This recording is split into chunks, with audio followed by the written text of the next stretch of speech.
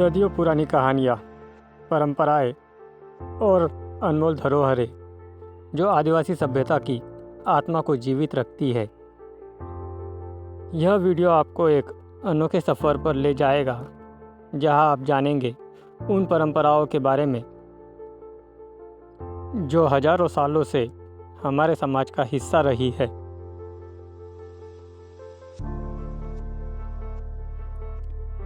इस वीडियो में आप देख सकते हैं आदिवासी समाज की कला, संगीत, रीति रिवाज और उनकी जीवन शैली।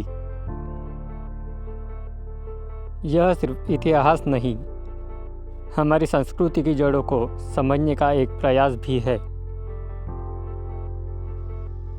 हमने हमारा सफ़र शुरू किया था नंदुरबार से, जो कि तलोदा से होते हुए आगे की ओर बढ़ने वाला था। हमारा नंदुरबार जिला जो है सातपुड़ा के इसी पहाड़ों से लगकर बसा है और हमारे ज़िले में आदिवासी समुदाय बड़ी तादाद में है। और आज हम इन पहाड़ों में बसे ऐसे ही एक जगह जाने वाले हैं जहां इन लोगों ने अपनी सालों पुरानी परंपरा को संभाल के रखा है। नंदुरबार से करीब 100 किलोमीटर दूर सातपुड़ा के हसी पहाड़ों में हम देखने वाले हैं प्रकृति के हसीन नज़ारे और वहाँ संजोग के रखी इस सभ्यता की सालों पुरानी चीज़ें जो आज हमें शायद कहीं देखने नहीं मिलेगी। हमारा सफ़र जारी था, हम लगातार आगे बढ़ते जा रहे थे और हमारा पहला पड़ाव आने वाला था धड़गांव। हम लोग चांदसैली से होते हुए धड़गांव पहुंचने वाले थे। रास्ता बहुत ही खूबसूरत था, साथ ही खतरनाक भी, क्योंकि ऊंचे ऊंचे पहाड़ों से होते हुए हमें ऊपर की ओर चढ़ाई करनी थी। रास्ते के एक तरफ पहाड़ों की चट्टानें और दूसरी तरफ गहरी खाई, जहां जरा सी भी ध्यान चूके तो कुछ भी हो सकता था। इसलिए हमें बहुत ही संभाल कर चलना पड़ रहा था। रास्ते में हमें कई सारी ऐसी जगह मिली जहां न चाहते हुए भी हमारे कदम रुक जाते थे और बीच में बसे छोटे छोटे गांव सचमुच बहुत ही खूबसूरत दिख रहे थे।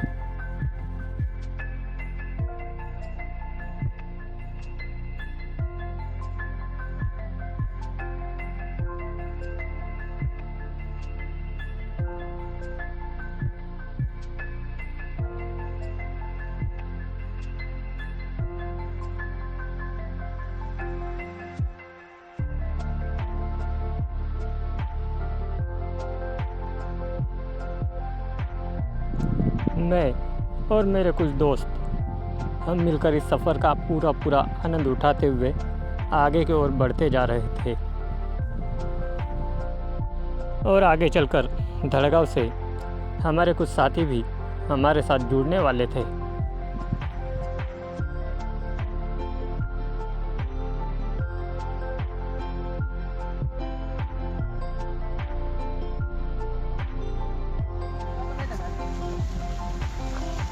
तो चलिए फ्रेंड्स, लगभग हमने हमारा वीडियो जो है स्टार्ट कर दिया है। हमारा सफ़र स्टार्ट हो चुका है। आपने भी जो रास्ते देखे हुए हैं आपने कि किस तरीके से रास्ते यहाँ पर है, ऊबड़ धूबड़ है।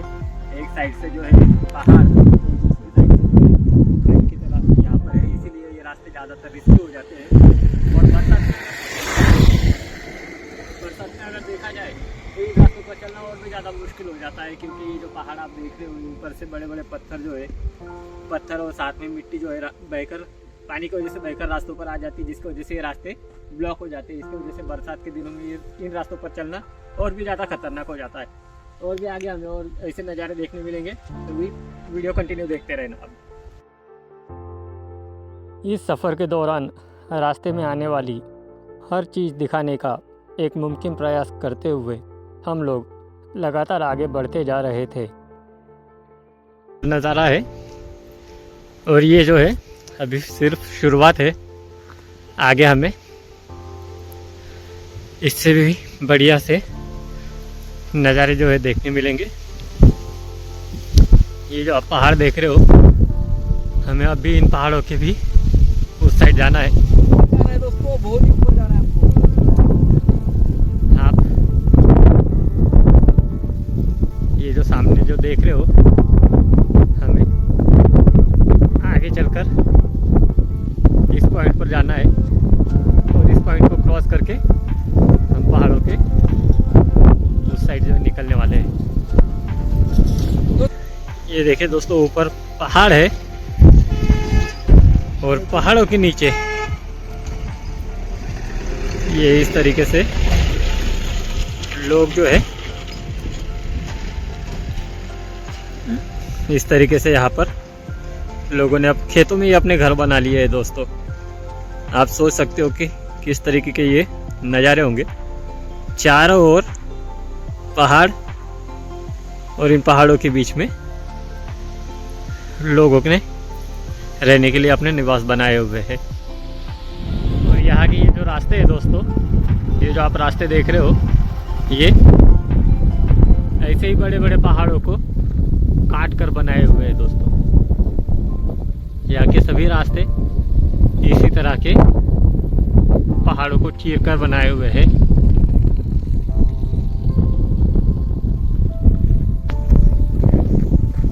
अरे यार, अभी फिलहाल हम ये जो नीचे आप रास्ता देख रहे हो, इसी रास्ते से होकर ऊपर की तरफ जा रहे हैं। ये हम आपको रास्ते के दोनों ही साइड के नज़ारे आपको दिखा रहे हैं और हमें इस रास्ते से होकर सीधा आगे और निकलना है।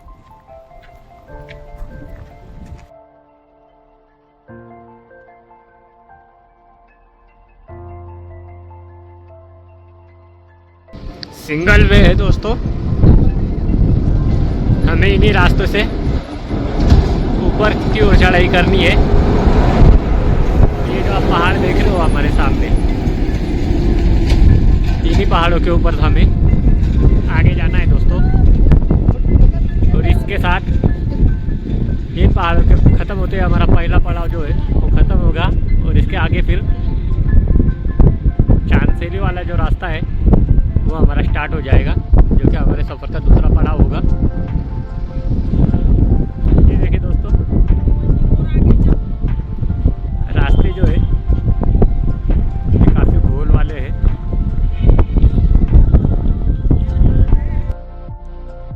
ये तो हम सर्दियों के मौसम में यहाँ पर आए हैं, इसलिए कुछ ऐसा दिखाई दे रहा है, वरना अगर कहीं हम बरसात के मौसम में आते तो चारों ओर हरियाली और यहाँ के नज़ारे कुछ और ही होते।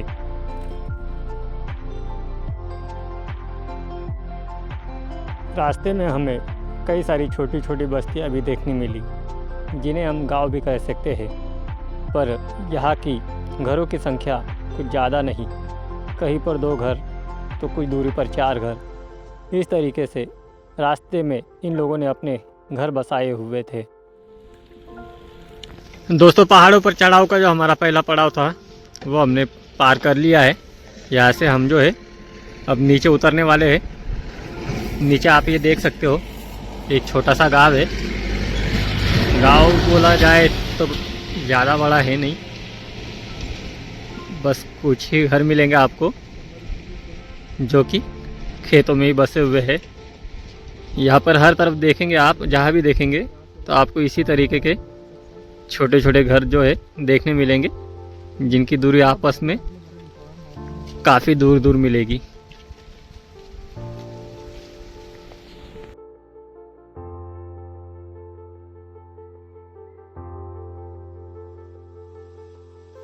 ये देखें दोस्तों, रास्ते के एक साइड में आप देखोगे तो ये पहाड़ है, पहाड़ों से लकड़ी का रास्ता है और दूसरी तरफ नदी है और नदी से लकड़ी यहाँ पर आपको कुछ घर दिखाई देंगे।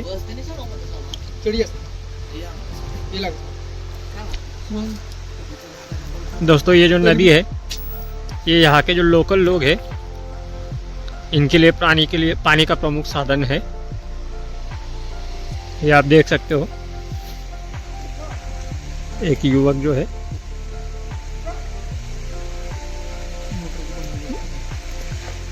नदी से पानी अपने घर तक पहुंचाने के लिए कसरत करते हुए दिखाई दे रहा है।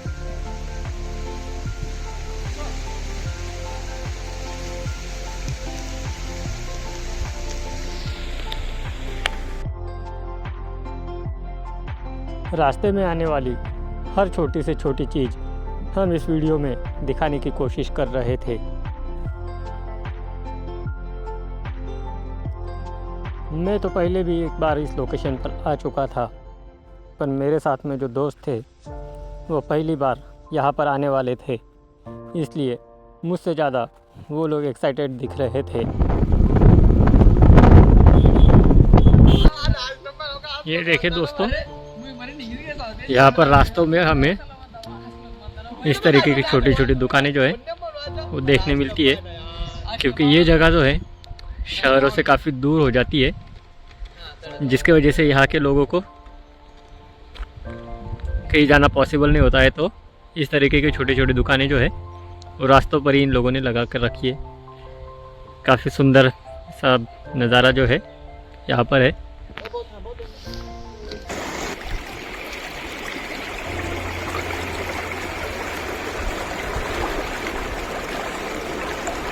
दोस्तों, ये जो नदी है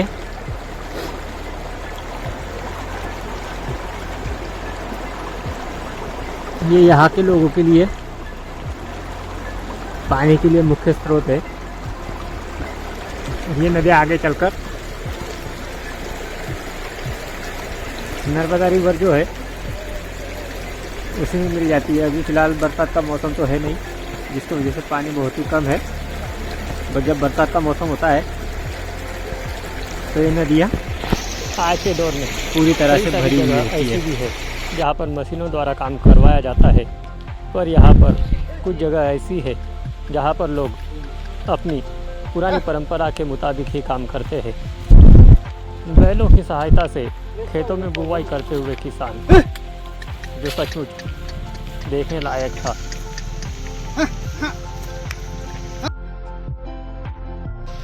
हम लोग धड़गांव से कुछ ही दूरी पर थे और हमें एक स्नेक रेस्क्यू के लिए कॉल भी आ गया, इसलिए हम वहाँ से चले और आगे के लिए निकल पड़े। धड़गांव पहुँचते ही हमने हमारा रेस्क्यू ऑपरेशन स्टार्ट किया। हमें जो स्नेक रेस्क्यू के लिए कॉल आया था वहाँ से हमें एक हाईली वेनमस ऐसा रसल स्वाइपर, या जिसे हम घोनस के नाम से जानते हैं, ये सांप मिला। उसे हमने सेफली रेस्क्यू कर लिया। रेस्क्यू ख़त्म कर हम आगे के लिए निकलने लगे। धड़गांव से हमारे साथ हमारे कुछ और नए साथी भी जुड़े। तो चलिए फ्रेंड्स, फाइनली हम लोग धड़गांव में पहुंच चुके हैं। धड़गांव में आने के बाद हमने एक रसल वाइपर जो है वहाँ से एक रेस्क्यू भी कर लिया है, और यहाँ से हमारे साथ में हमारे दोस्त भी खाना बढ़ भी यहाँ के आगे के सफर में हमारे साथ रहने वाले हैं।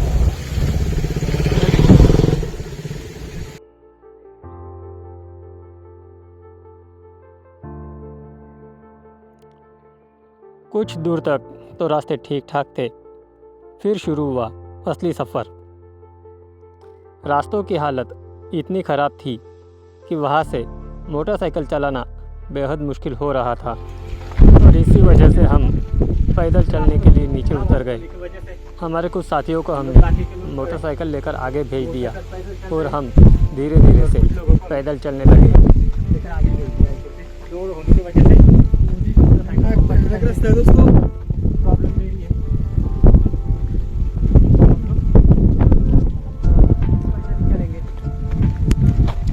तो देखिए दोस्तों, आपने अभी रास्ता देखा ही होगा। यहाँ के रास्ते कुछ ऐसे है कि टू व्हीलर जो है फर्स्ट या सेकंड गियर के अलावा आदमी इसे चला नहीं सकता है। इसे यहाँ के रास्ते पूरे कच्चे रास्ते हैं। कुछ जगह पर रास्ते तो बने हुए हैं, बट उनकी कंडीशन जो है वो बहुत ही ज़्यादा ख़राब हो चुकी है। बट इतनी मुश्किलों के बावजूद भी हम लोग अपना सफ़र जारी रखे हुए हैं। ये आप देख सकते हो, यहाँ से यहाँ का व्यू जो है काफ़ी सुंदर दिख रहा है। हमारे साथी कुछ थे जो पीछे छूट गए थे, वो भी आ रहे हैं। ये व्यू आप यहाँ से देख सकते हो। हमें जो है यहाँ से ऊपर साइड में ये जो आप सामने पहाड़ देख रहे हो, अरे कितने हमें खतरनाक। इसके ऊपर जाना है। यानी हमारा सफ़र अभी भी काफ़ी लंबा है, यहाँ से कम 7 से 8 किलोमीटर के करीब और हमें चलना है। फाइनली सभी मुश्किलों को पार करते हुए हम अपने पड़ाव पर पहुंच चुके थे, जिसका नाम है तिनस मार्ग। एक छोटा सा गांव जो चारों ओर से पहाड़ों से घिरा हुआ है। ऊपर पहाड़ों के नीचे अगर हम देखें तो हमें नर्मदा नदी बहती हुई दिखाई देती है। जो कि महाराष्ट्र, एमपी और गुजरात। अभी मैं जिस पॉइंट पर खड़ा हूँ वो यहाँ के आकर्षण का एक केंद्र बिंदु माना जाता है, जिसे 3 स्टेट व्यू पॉइंट के नाम से भी जानते हैं। यहाँ से आप महाराष्ट्र, गुजरात और एमपी तीनों राज्यों की सीमाएं देख सकते हैं और ये भी पर्यटकों को बहुत मैं आपको आकर्षित नदी करता दिखाने की है। कोशिश करता हूँ जूम करके। तो बोर्ड कसा नाही ये देखिए दोस्तों, ये नदी जो है, ये नदी है नर्मदा।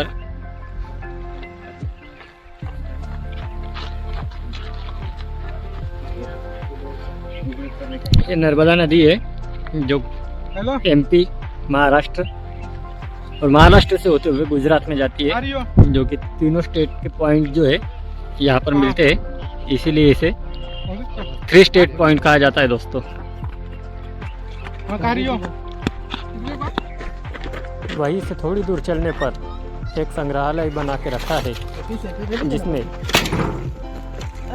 यहाँ रहने वाले लोगों ने अपने पूर्वजों की हजारों सालों पुरानी चीज़ें संभाल कर रखी है, जो उस समय में इस्तेमाल करते थे।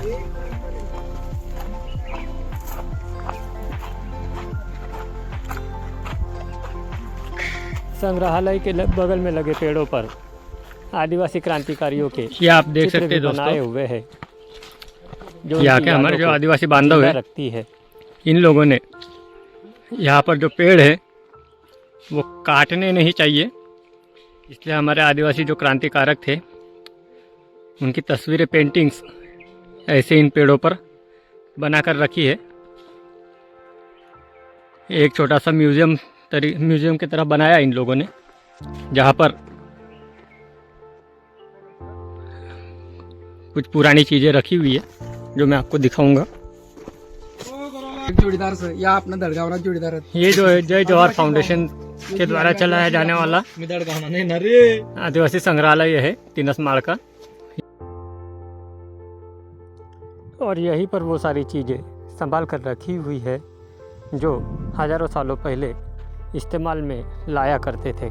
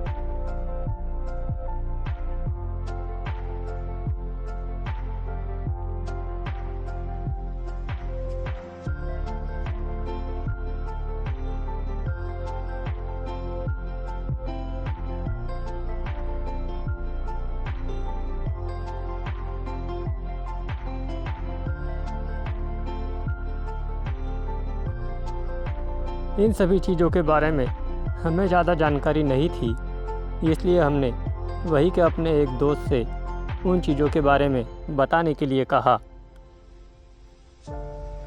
जोहार, आपकी जय जिंदाबाद। दोस्तों, मैं हूं लक्ष्मण पावरा।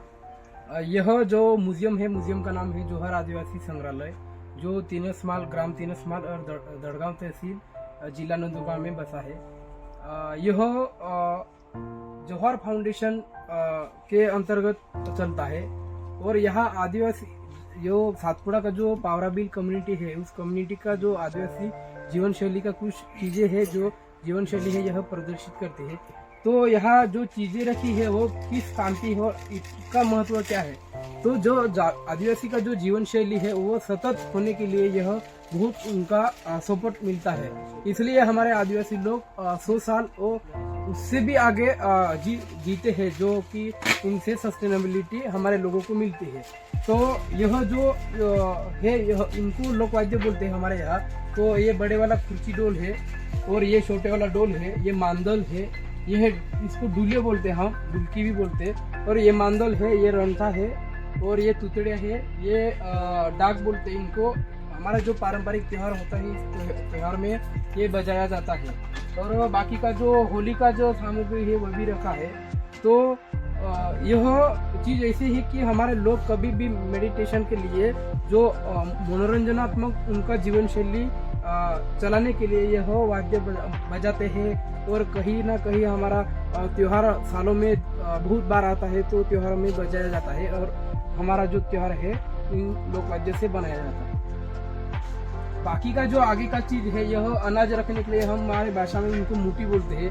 हमारे यहाँ ऐसा इतिहास है कि इस मुट्ठी में 150 साल तक अनाज रखा है और वो सस्टेन रहा है, तो इसमें खराब नहीं हुआ। इनको प्रोसेस किया जाता है और प्रोसेस करके इनमें डाला जाता है। यह बांस का बनाया हुआ है।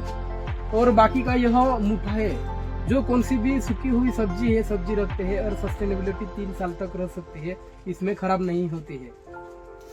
बाकी का आगे का चीज है जो बांस का बनाया है, इसे मुड़िया बोलते हैं और ये मच्छी पकड़ने के लिए काम में आती है। बाकी का सूप है, बाकी का यह अलंकार है जो हमारे पावरा बिल कम्युनिटी में जो हमारी महिला है वो भी पहनती है, कहीं ना कहीं पुरुष भी पहनते हैं। तो अलंकार है ये।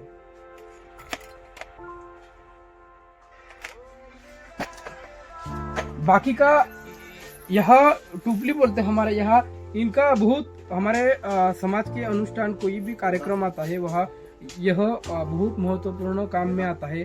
इससे हमारे कौन सी भी जो पूजा होती है, जो प्राकृतिक पूजा होती है, कौन से भी त्योहार में पूजा होती है, वो दवा दारू से होती है। जो शराब जो महुआ के फूलों के तैयार करते हैं हमारे यहाँ जो महुआ, तो उस महुआ के दारू से हमारी पूजा होती है।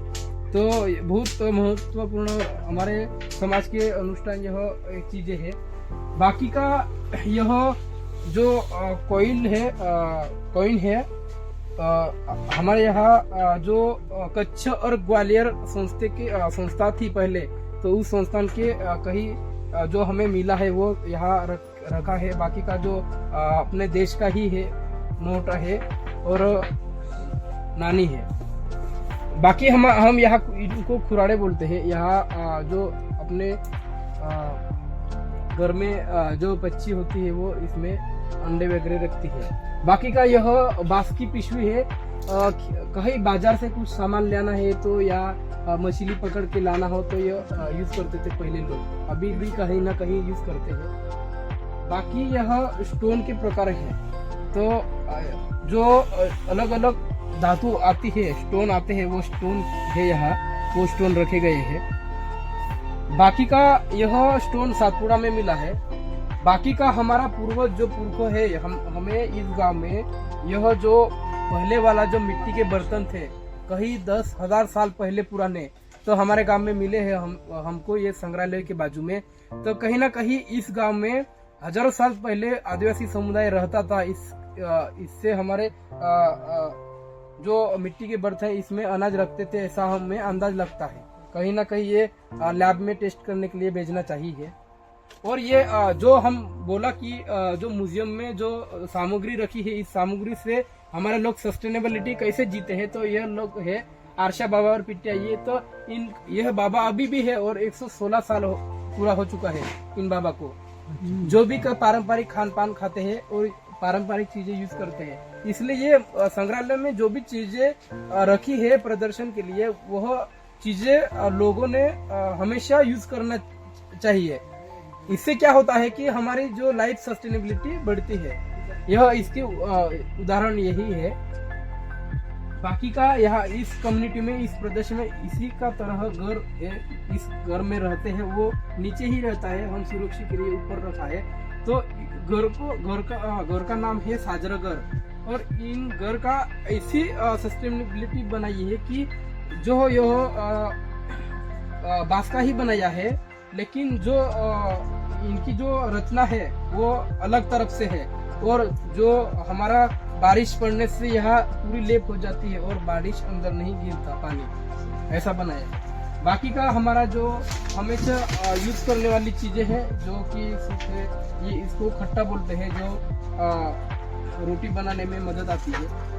बाकी का जो मिट्टी के बर्तन है, जो कि बहुत पहले हमारे प्राचीन लोग यूज करते थे और अभी भी यूज कर रहे हैं। इसमें जो रोटी तावा पे बनाते हैं वह थोड़ा अच्छा नहीं लगता, लेकिन इस खापरा में इसमें बनाने से रोटी इतनी अच्छी और स्वादिष्ट लगती है कि कभी भी आप उसका टेस्ट करके देखना।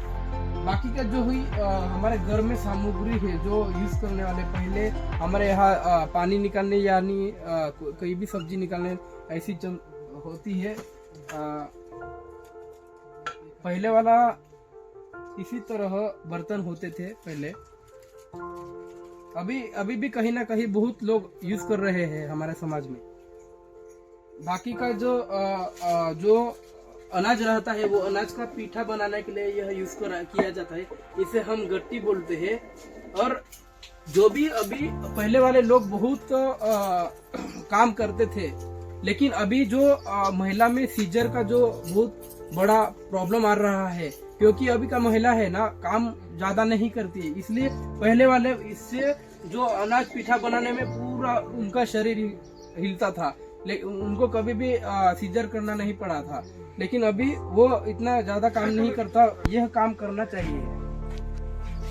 बाकी का यह घर में जो सामान है, सामग्री है, कहीं ईंट बनाने वाले यह पहले वाले सामग्री है। बाकी का घर पे जो कौड़ रखते यह भी बनाया जाता है।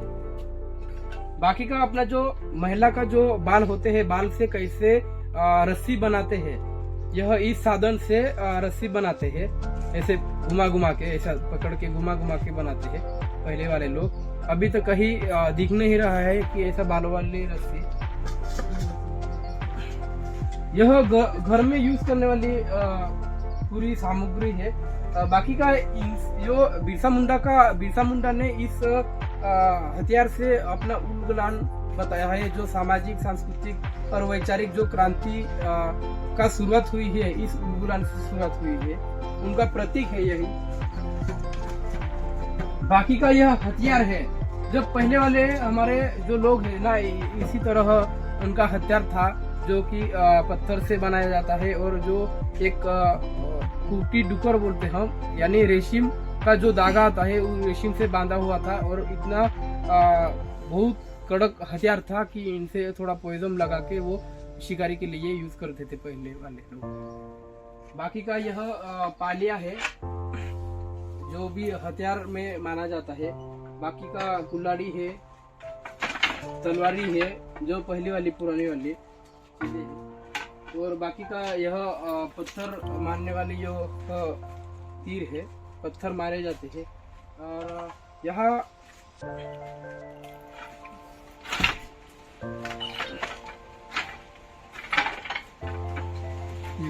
यहाँ तीर भी रखा गया है। यहाँ जो हमारे लोग तीर भी यूज करते थे पहले, वो निकाल के रखा है। लेकिन हथियार देख सकते, यह जो खेती में जो यूज करने वाले यह सामग्री है, जो साधन है, वखर है, वखर है, ज्वाला है। और बाकी का हमारे यहाँ जो सीड है, जो पारंपरिक सीड है, इसमें सीड रखा गया है प्रोसेसिंग करके।